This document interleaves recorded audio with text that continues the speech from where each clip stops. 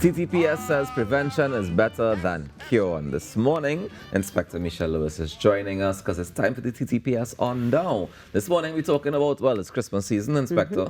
How are you doing this morning? Good morning to both of you, and good morning to Trinidad and Tobago.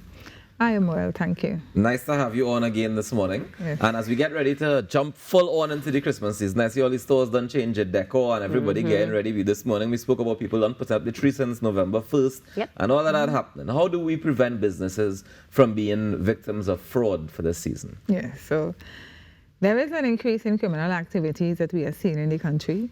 And so one of the things that the Trinidad and Tobago Police Service try to do as much as possible and as best as we can is to alert and sensitize business owners, proprietors of what they can do to prevent instances of crime, particularly where fraud and bandits are concerned, that will cause injury or harm to themselves, their customers, their employees, and of course to their family members, because it can spill over.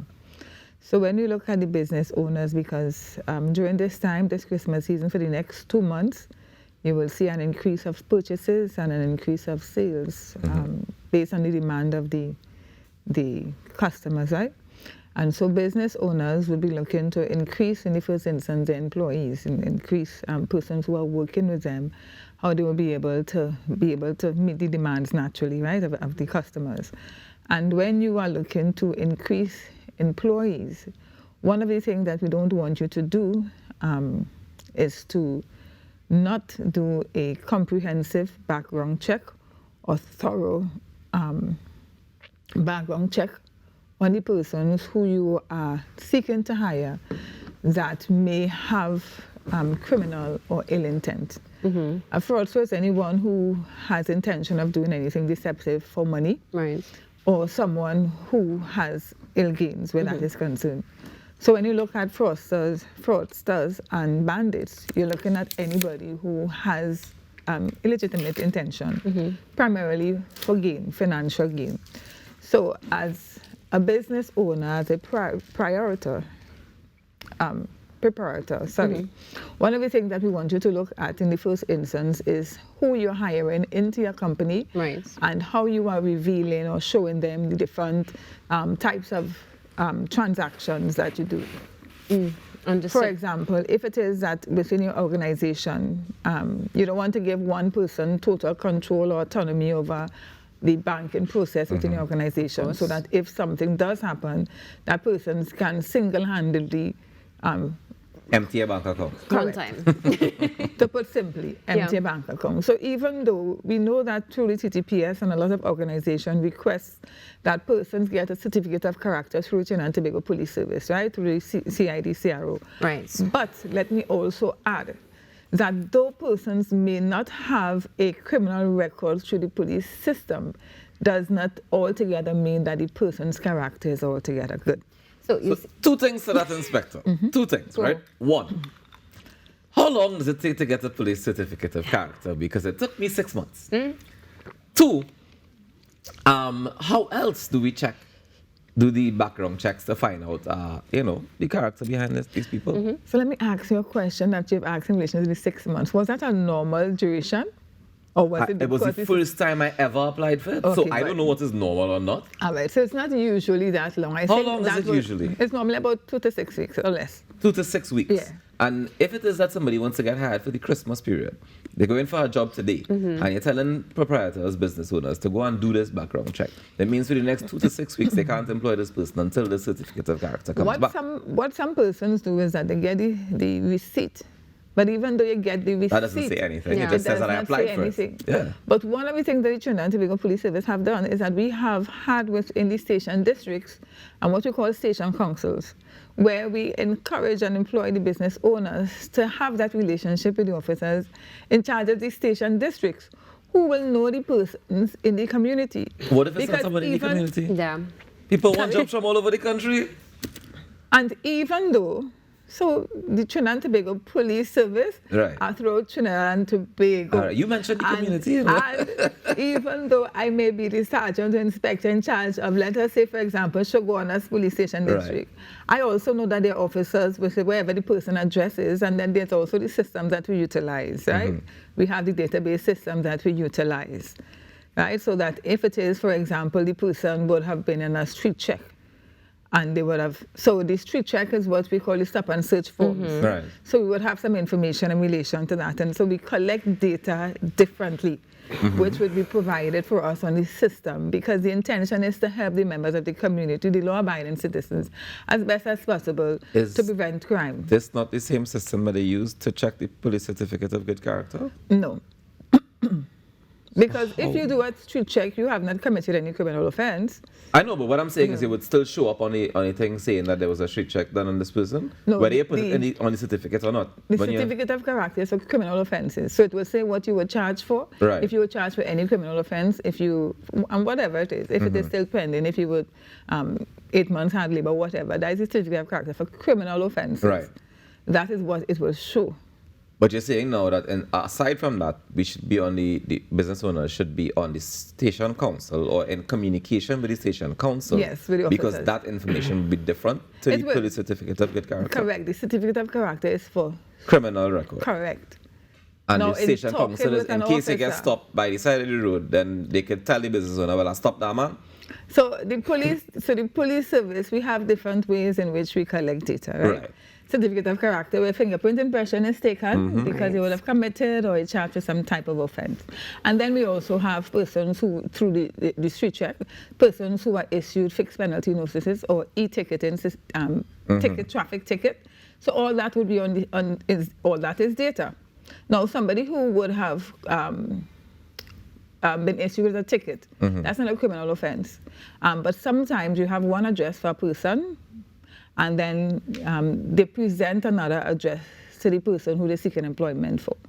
So you really, as a business owner, want to know that the person who you're hiring is someone who is legitimate, someone who is honest, because you're going to bring this person into your space where you're conducting financial transaction. You're going to have employees, other employees, you're going to have your family, and you're going to have customers there. So you want to ensure that they are not at risk. So the persons who you are hiring, as far as possible, you want to do good background check. And so the certificate of character is not the only means through Understood. which Tasha, go ahead. Go ahead. So, Inspector, I also have a two-pronged question. I'm going to start here, though, when you mentioned that. I think in some ways we can speak in quite an idealistic sense sometimes with the fact that not everybody is going to be on record. There are people who can evade the law quite easily.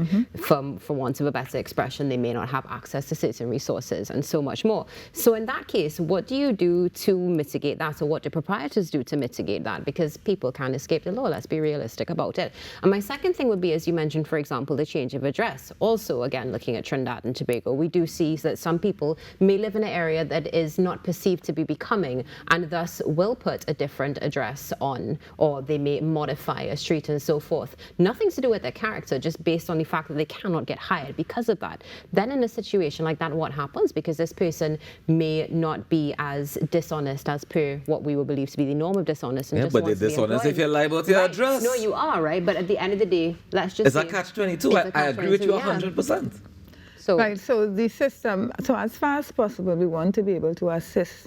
It is not 100% foolproof, but as far as possible, the intention is to assist you to make sound decision, to make the best decision that you can possibly make, to be able to mitigate and to reduce crime and prevent crime from taking place with you during this season.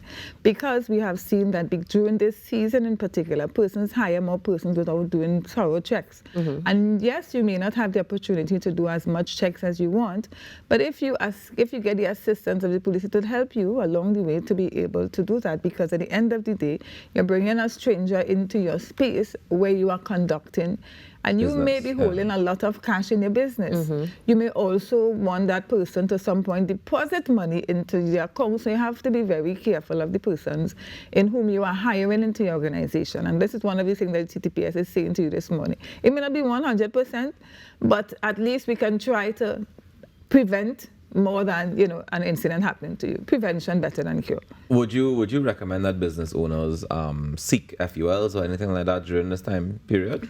Well, if the FUL, so an FUL is a process. I don't think the process will happen within a 2-month period. These processes, huh? Yeah, because there's all the checks, the medical checks and all of that, and then it goes to the police station district. So it's a sort of thing. You have some business owners who would have probably applied already and have not yet gotten it. Yeah. Right. Okay.